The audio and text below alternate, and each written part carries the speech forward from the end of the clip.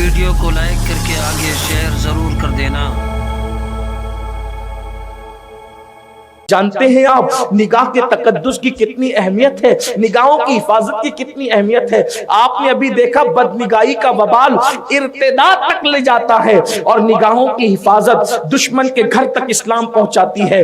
کہتے ہیں سرکار غریب نواز کا مبارک مہینہ چل رہا ہے، رجب شریف کا چاند نظر آ چکا ہے۔ ہندوستان کا سب سے بڑا داعی اعظم، ہندوستان کا سب سے بڑا مبلغ، ہندوستان کا سب سے بڑا داعی، 90 لاکھ کو ایمان کی دولت عطا کرنے والا، ہندوستان کا سب سے بڑا صوفی، نائب نبی فی الہند، عطائے رسول، جگر گوش ہے بطول، اللہ اکبر، جن کے بارے میں کہا جاتا ہے، صاحب سیر الاقتاب لکھتے ہیں کہ جب بارگاہ رسالت میں پہنچ کر کے آپ نے سلام کیا تھا تو جواب آیا تھا وعلیکم السلام یا قطب المشائخ بحر و بر، اے بحر و بر کے مشائخ کے قطب تم پر بھی سلام ہو۔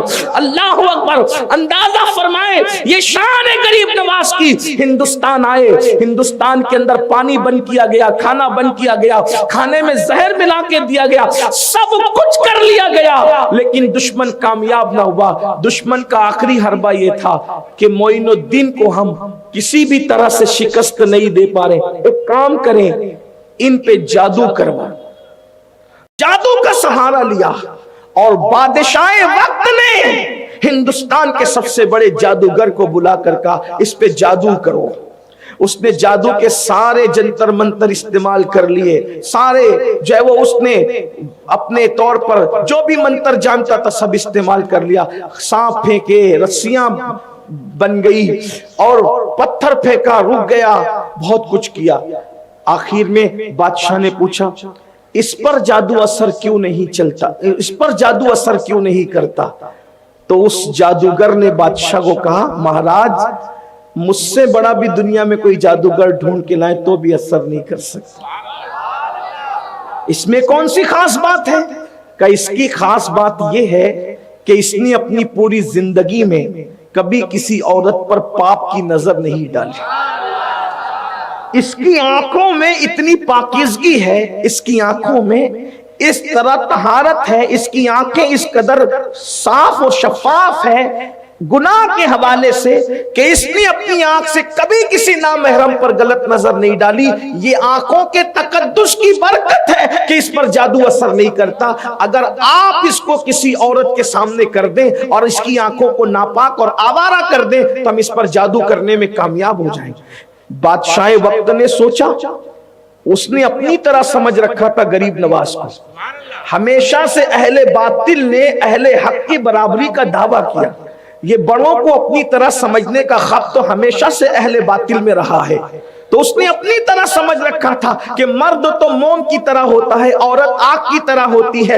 اگر موم آگ کے قریب جائے گا پگھل جائے گا، اور نہیں پگھلتا کم سے کم نرم تو ضرور ہو جائے گا۔ بس یہی ہوا، اس نے چند لڑکیوں کو جمع کیا، اور جمع کرنے کے بعد کہا ہندوستان میں بیٹھا ہوا وطن سے اتنے دور ایک فقیر ہے اور درخت کے نیچے زندگی گزار رہا ہے، جاؤ جا کر اپنی خوبصورتی اس کے سامنے بے نقاب کر دو تاکہ اس کی آنکھیں آوارہ ہو جائے۔ کہا جاتا ہے، منقول ہے کہ لڑکیاں گئی پازیب بجاتے ہوئے تھک گئی، تھک کر واپس لوٹی تو پوچھا کیا ہوا؟ تو کہا پتہ نہیں، اس کے سینے میں دل ہے یا پتھر ہے وہ تو ہمیں دیکھتا ہی نہیں، آنکھیں بند کر کے خدا جانے کس کے تصور میں بیٹھا ہوا ہے، وہ ہماری طرف نظر ہی نہیں اٹھاتا۔ اللہ اکبر، یہ کہہ کر کے جب وہ بڑی تو بادشاہ نے غصے سے کہا تم ناکارہ نکمی ہو، جاؤ، تم نے کامیابی حاصل نہیں کی، یہ کام میری بیٹی کرے، یہ کام میری بیٹی کرے گی۔ اور بادشاہ نے اپنی بیٹی سے کہا کہ اپنے بائیں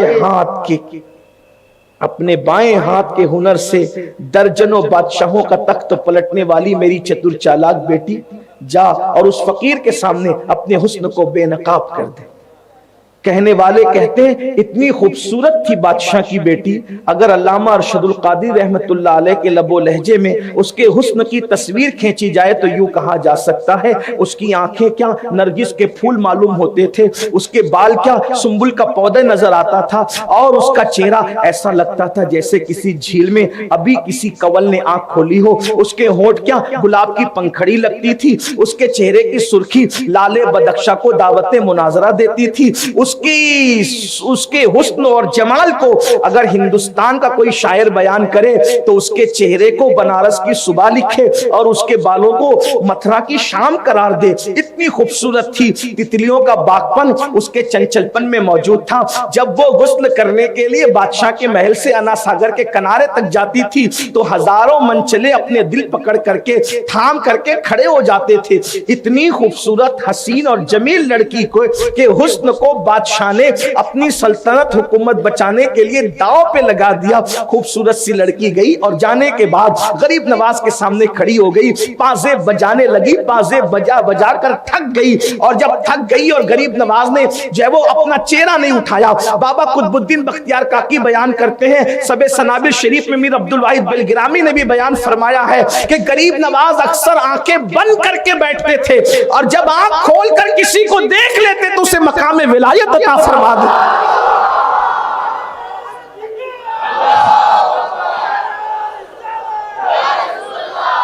उन आंखों में तासीर क्या थी कि जिसको देख लिया उसको मकाम विलायत अता कर दिया। एक जुमला यहां पर मैं मजीद इजाफा करना चाहता हूं। जब गरीब नवाज की निगाहों की तासीर का ये आलम है कि जिसको देख लेते हैं मकाम विलायत अता करते हैं, तो उनके नाना जान मोहम्मद रसूलुल्लाह की निगाहों की तासीर का आलम क्या हो।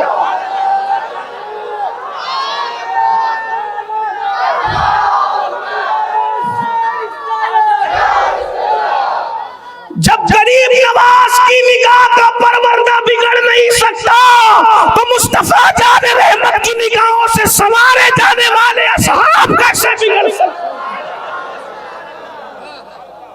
जिस मुसलमान ने देखा उन्हें एक नजर, उस नजर की बसारत पे लाखों तन मन धन तेरे कदम पर वारे, क्या नसीबे हैं तेरे यारों की। निगाहे गरीब नवाज पर एतमाद है, निगाहे मुस्तफा पर भी तो एतमाद करो। निगाहे गरीब नवाज जब महफूज बना सकती है तो निगाहे मुस्तफा जाने रहमत के तहफ्फुज का आलम क्या होगा। ये शान है। सरकार गरीब नवाज की निगाहों की आंखें बंद करके रहते थे और जब आंखें खोल के जिसको देख लिया मकाम विलायत अता किया। आंख बंद करके बैठे हैं, पाजेब बजाने वाली लड़की पाजेब बजाती है। जब नाजुक पिंडलियां पाजेब बजाते बजाते थक गई तो आंखों के सामने अपनी नाकामी का अंधेरा छाने लगा। सोचा जाकर बाप को जवाब क्या दूंगी, कहीं ऐसा ना हो कि गुस्से में गर्दन ही उतार दी जाए। तो अपनी नाकामी को कामयाबी में बदलने के लिए बेसाख्ता जबान से आवाज निकल गई, मोइनुद्दीन मेरे हुस्न की तौहीन न कर, एक नजर देख तो ले। आप नजरें झुकाकर आंखें बंद करके बैठे थे। सूफिया उसको मुराकबा कहते हैं। जब कोई आशिक मुराकबा करता है तो वो करता क्या है। शेखुल मशाइख हुजूर अशरफी मियां रहमतुल्लाह अलैह ने उसकी 2 मिसरों में अक्कासी किए, कहते हैं झुका के सर बैठते हो तुम क्यों, ये राज ए अशरफी बता दो, तुम्हें तसव्वुर हुआ है किसका, ये किसकी शक्लें हंसी है दिल में। जब आशिक नजरें झुकाकर आंखें बंद करके बैठता है तसव्वुरे यार में तो उसका जिस्म कहीं और होता है मगर दिल में तस्वीर यार होती है। हमारे दादा मुर्शिद हुजूर मुफ्ती आजमीन ने भी फरमाया, तस्वीर यार को कहते हैं कि ये दिल तड़प के कहीं, ये दिल तड़प के कहीं आंख, ये दिल तड़प के कहीं आंख में ना आ जाए कि फिर रहा है किसी का मजार आंखों में। और कहते हैं और बड़े मजे में कहते हैं, करम ये मुझ पे किया है मेरे तसव्वुर ने, करम ये मुझ पे किया है मेरे तसव्वुर ने कि आज खींच ली तस्वीर यार आ रहा है, कि आज खींच ली तस्वीर यार आंखों में। अल्लाह अकबर। लेकिन आंखों में तस्वीर यार उसी की खिंचती है जिसकी आंखों में तकद्दुस होता है, जिसकी आंखों में पारसाई होती है, जिसकी आंखों में हिफाजत होती है। लोग कहते हैं हमसे कोई वजीफा बताएं हुजूर का दीदार करें। हमने कहा निगाहों के तकद्दुस से बढ़कर भी कोई वजीफा हो सकता है दीदार रसूल का, जो अपनी निगाहों को सबसे बंद कर ले यार तो फिर उसको हर जगह नजर आता है।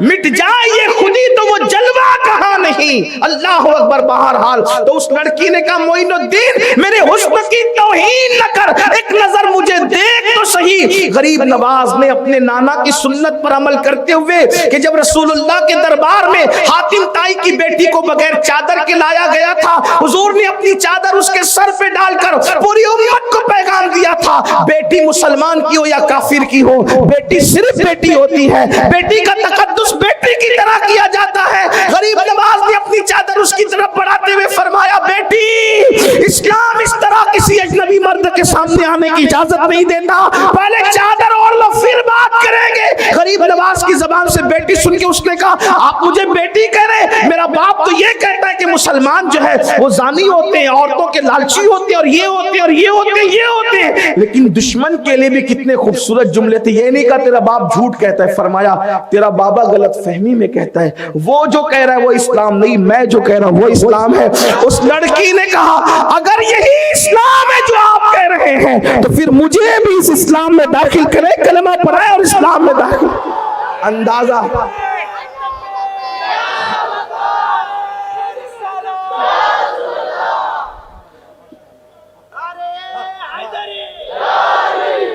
निगाह का मिसयूज किसी को मुर्तद बना रहा है, निगाह की पाकीज़गी दुश्मन के घर तक इस्लाम पहुंचा रही है। आइए इसीलिए हम आज से ये अहद करें कि हम भी अपनी निगाहों में पाकीज़गी पैदा करें, निगाहों का गलत इस्तेमाल करने से बचें। इंशाअल्लाह ईमान की लज्जत और ईमान की हलावत की बशारत है उनके लिए जो अपनी निगाहों का सही इस्तेमाल करते हैं, अपनी निगाहों की हिफाजत करते हैं। बुजुर्गों ने निगाहों की इतनी हिफाजत की, हजरत सैयदना दाऊद ताई के घर में छत नहीं थी ऊपर, 40 साल तक उसी घर में थे। किसी ने पूछा आपके घर में छत नहीं है? कहा मुझे मालूम ही नहीं, इसलिए कि कभी ऊपर देखने की नौबत ही नहीं आई, इसलिए मैंने कभी ऊपर नहीं देखा। अल्लाह ताला हम सबको तौफीक अता फरमाए। गुफ्तगू के दरमियान कोई गलती हो तो अल्लाह माफ फरमाए। अस्तगफिरुल्लाह रब्बी मिन कुल्ली